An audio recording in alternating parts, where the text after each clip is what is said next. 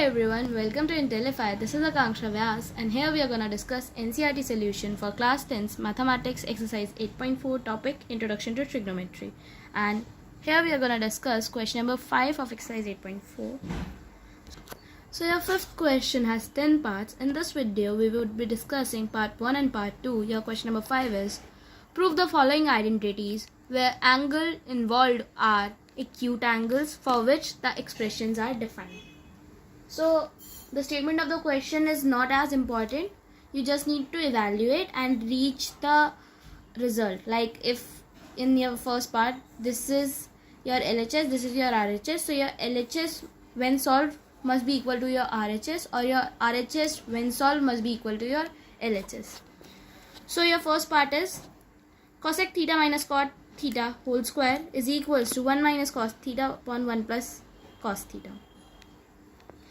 Now, when you have to solve trigonometric ratios, start by simplifying your ratios, okay, and using the basic identities.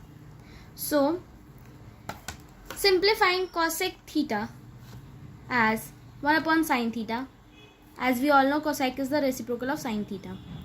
Similarly, simplifying cot theta as cos theta upon sin theta and whole square. Now, we have same denominator. We can combine its denominator and write the numerator as this, right?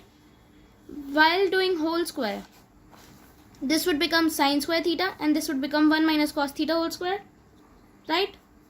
Now, sin square theta is equals to 1 minus cos square theta. Because of this identity, sin square theta plus cos square theta is equals to 1. We know that when we move cos theta on the other side and leave sin square theta to find its value, so sin square theta would come out to be 1 minus cos theta. So that is what in place of sin square theta we have written here. Now above we have 1 minus cos theta whole square. We can open it into two brackets, like 1 minus cos theta into 1 minus cos theta. That is what I have done here. And below in the denominator, look carefully. 1 square is 1, so we can write it as 1 square. This becomes a square minus b square. And we know the identity for a square minus b square, which we have learned in our 7th grade and 8th grade. That is a plus b and a minus b. So this is your a and this is your b. A plus b and a minus b. So now you have this as your numerator and this as your denominator. So these brackets can be cancelled out because they are in the numerator and the denominator, right? Either this or this or this or this. That is totally up to, because this means the same. So I have cancelled 1 minus cos theta, 1 minus cos theta. I am left with 1 minus cos theta above and 1 plus cos theta in the denominator, which is what we were required to make as equal, which was our right hand side. So our part 1 is done here. Now moving on to your part 2 of your question number 5. Cos A upon 1 plus sin A plus 1 plus sin A upon cos A should be equal to 2 times of sec A. So as I have already told you in the above question as well, start your question by simplifying your question. Here what you can simplify, you cannot convert cos into sec, that is more complicated. Simplifying means normal LCM, normal multiplication, right? So such questions can be very easily solved by that method. Doing the same, taking the LCM of the denominator, your LCM would be 1 plus sin A cos A.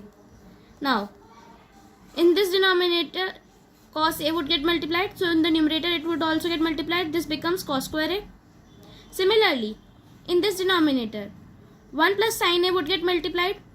So 1 plus sin A would get multiplied on the numerator as well. So this becomes 1 plus sin A whole square. Now again simplifying property of a plus b whole square. A square b square 2ab. Okay, so this becomes cos square a plus 1 plus sin square a plus 2 sin a. Now cos square a plus sin square a is equals to 1 because of this property cos theta, sin square theta plus cos square theta is equals to 1. So this becomes 1. Combining these two becomes 1. And this is also 1. This becomes 2. 2 plus 2 sin A upon 1 plus sin A cos A.